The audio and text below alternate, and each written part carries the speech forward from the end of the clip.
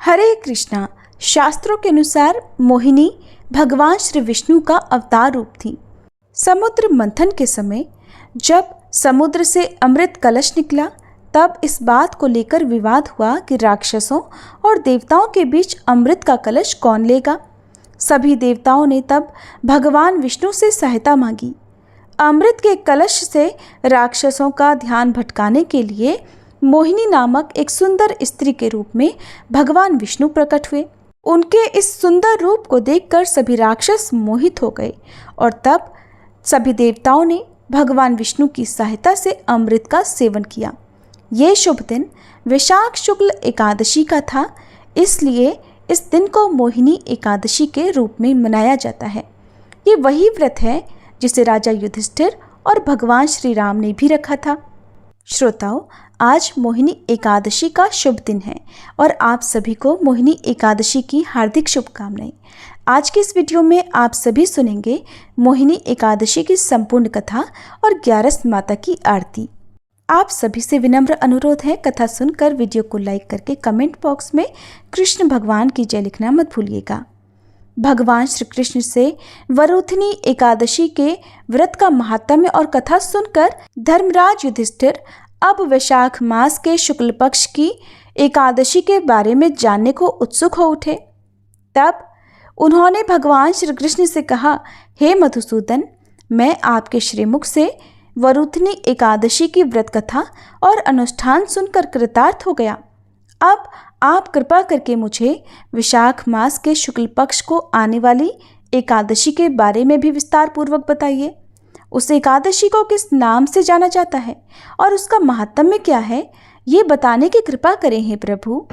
राजा युधिष्ठिर की बात सुनकर श्री कृष्ण अत्यंत प्रसन्न हुए और इस विषय में आगे कहने लगे, हे राजन, वैशाख मास के शुक्ल पक्ष में मोहिनी एकादशी पड़ती है।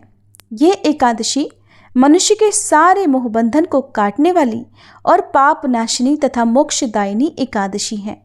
अब मैं आपको इसकी कथा सुनाता हूँ जो एक समय महर्षि वशिष्ठ ने मेरे राम अवतार में मुझे कहकर सुनाई थी।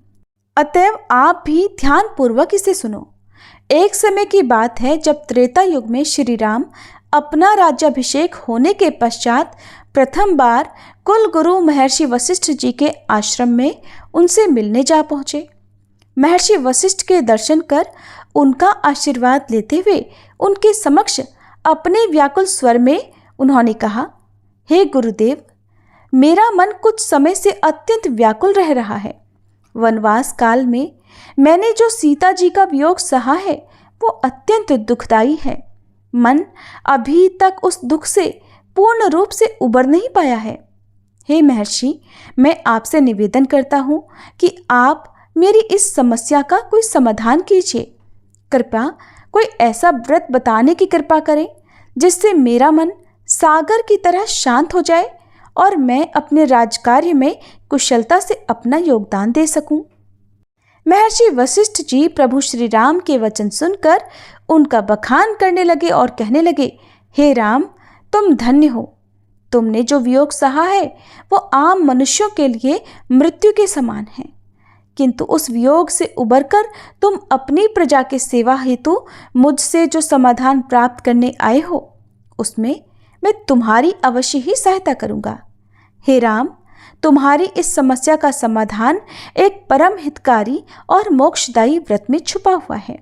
वह व्रत है मोहिनी एकादशी का। राम, वैसे तुम्हारे नाम के स्मरण मात्र से सभी जीवों के दुख पीड़ा दूर हो जाते हैं, किंतु लोक हित के लिए ये व्रत जो भी मनुष्य श्रद्धा पूर्वक करेगा उसके जन्म जन्मांतर के पाप नष्ट हो जाएंगे और वह सभी मोह बंधन से छूटकर भगवान विष्णु के परम धाम को प्राप्त करेगा। इस व्रत से जुड़ी एक कथा आज मैं तुम्हें सुनाने जा रहा हूँ, इसलिए तुम इसे ध्यान पूर्वक सुनना।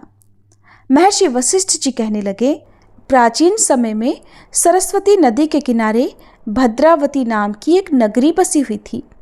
उसी नगरी में द्युतिमान नाम का एक राजा राज्य करता था। उसी नगरी में एक वैश्य भी रहता था जो धन धान्य से परिपूर्ण था। उसका नाम था धनपाल। वह अत्यंत धर्मात्मा और नारायण भक्त था। उसने नगर में अनेकों भोजनालय, प्याऊ, कुएं, तालाब, धर्मशालाएं आदि बनवाए। सड़कों के किनारे आम, जामुन, केले, नीम आदि के वृक्ष लगवाए, जिससे राहगीरों को सुख मिले। उस वैश्य के 5 पुत्र थे, जिनमें सबसे बड़ा पुत्र अत्यंत पापी और दुष्ट था। वह वेश्याओं और दुष्टों की संगति किया करता था। इससे जो भी समय बच जाता उसे वह जुआ खेलने में व्यर्थ कर दिया करता था। वह बड़ा ही अधम था और देवता, पितृ आदि किसी को भी नहीं मानता था। अपने पिता का अधिकतर धन वह बुरे कर्मों में ही उड़ाया करता था। मद्यपान और मांस खाना उसका हर दिन का कर्म था। जब काफ़ी समझाने बुझाने पर भी वह नहीं सुधरा, तब दुखी होकर उसके पिता, भाइयों और परिवारजनों ने उसे घर से निकाल दिया और उसकी निंदा करने लगे। घर से निकाले जाने के बाद अब वह अपने आभूषणों और वस्त्रों को बेच बेच कर अपना गुजारा करने लगा।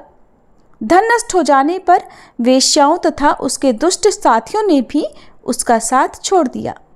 जब वह भूख प्यास से व्यथित हो गया, तब उसने चोरी करने का विचार किया और रात में अब वह लोगों के घर में चोरी कर करके अपना पेट पालने लगा। लेकिन एक दिन वह पकड़ा गया, किंतु सिपाहियों ने वैश्य का पुत्र जानकर उसे छोड़ दिया। जब वह दूसरी बार फिर से पकड़ा गया, तब सिपाहियों ने भी उसका कोई लिहाज नहीं किया और राजा के सामने प्रस्तुत करके उसे सारी बात बताई। तब राजा ने उसे कारागार में डलवा दिया। कारागार में राजा के आदेश से उसे बहुत कष्ट दिए गए और अंत में उसे नगर छोड़कर जाने को कह दिया गया। दुखी होकर अब उसे वह नगर छोड़ना पड़ा। अब वह दुष्ट जंगल में पशु पक्षियों को मार मार कर अपना पेट भरने लगा, कच्चा मांस खाने लगा। फिर बहेलिया बन गया और धनुष बाण से जंगल के बेजुबान प्राणियों को मार मार कर खाने और बेचने लगा। एक बार भूख और प्यास से व्याकुल होकर वह भोजन की तलाश में निकला और कौंडिन्य मुनि के आश्रम में जा पहुंचा। उन दिनों वैशाख का महीना था। कौंडिन्य मुनि गंगा स्नान करके आए हुए थे। उनके भीगे वस्त्रों के छींटे मात्र पड़ने से उस पापी को कुछ सद्बुद्धि मिली। वह अधम अब ऋषि के पास जाकर हाथ जोड़कर विनम्रता पूर्वक कहने लगा, हे महात्मा, मैंने अपने जीवन में अनेकों पाप किए हैं। कृपा कर आप उन पापों से छूटने का कोई साधारण और बिना धन का उपाय बताइए। मैं उन सभी पापों से मुक्त होना चाहता हूँ। तब ऋषि ने कहा, तू ध्यान देकर सुन। वैशाख मास के शुक्ल पक्ष की एकादशी का व्रत कर।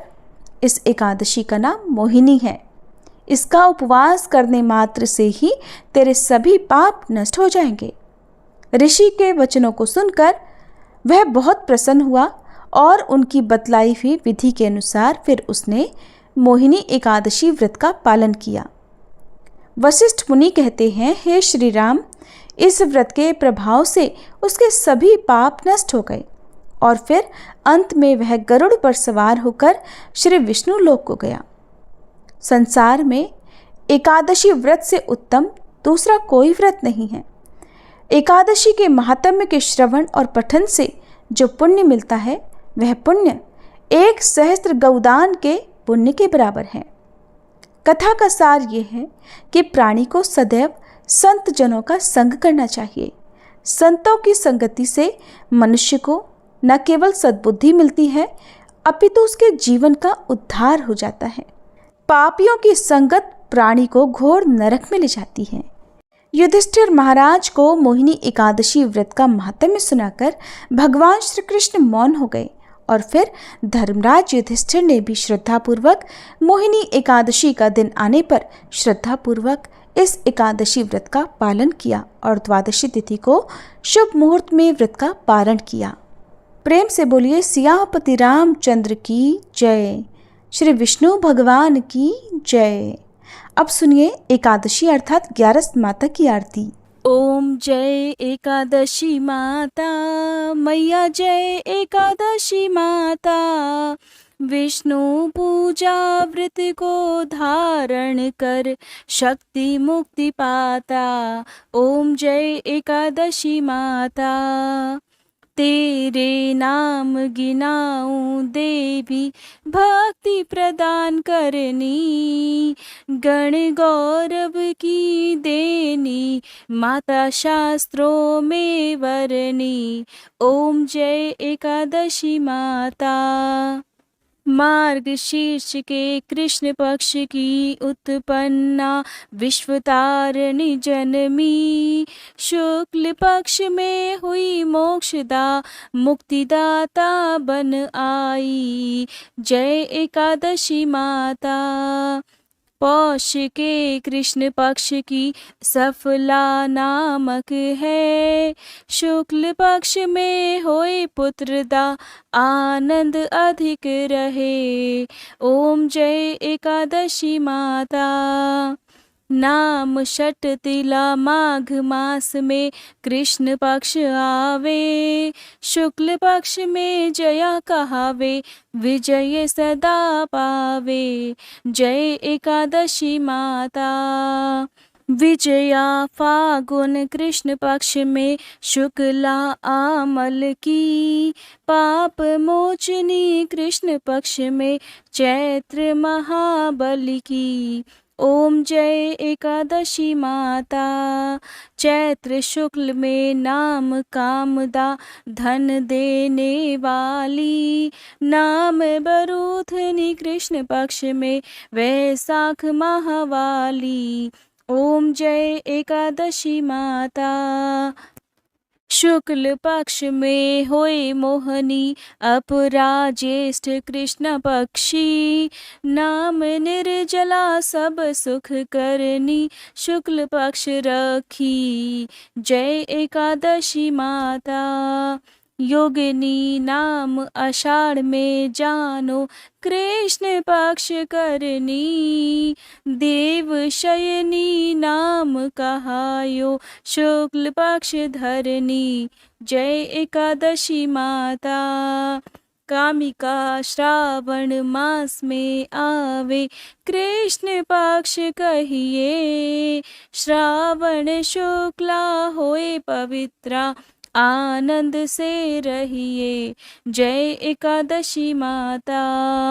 अजा भाद्रपद कृष्ण पक्ष की परिवर्तनी शुक्ला, इंद्रा आश्विन कृष्ण पक्ष में व्रत से भव सागर निकला। जय एकादशी माता। पापांकुश है शुक्ल पक्ष में आप हरनहारी, रमा कार्तिक में आवे सुखदायक भारी। ओम जय एकादशी माता। देवोत्थानी शुक्ल पक्ष की दुख नाशक मैया, पावन मास में करो विनती पार करो नैया। ओम जय एकादशी माता। परमा कृष्ण पक्ष में होती जन मंगल करनी, शुक्ल पक्ष में होए पद्मनी दुख दारिद्र हरनी। ओम जय एकादशी माता। जो कोई आरती एकादशी की भक्ति सहित गावे, जन गुर्दिता स्वर्ग का वासा निश्चय वह पावे। ओम जय एकादशी माता। मैया जय एकादशी माता। ओम जय एकादशी माता। प्रेम से बोलिए 11 माता की जय। ये थी आज की वीडियो। उम्मीद है आपको पसंद आई होगी।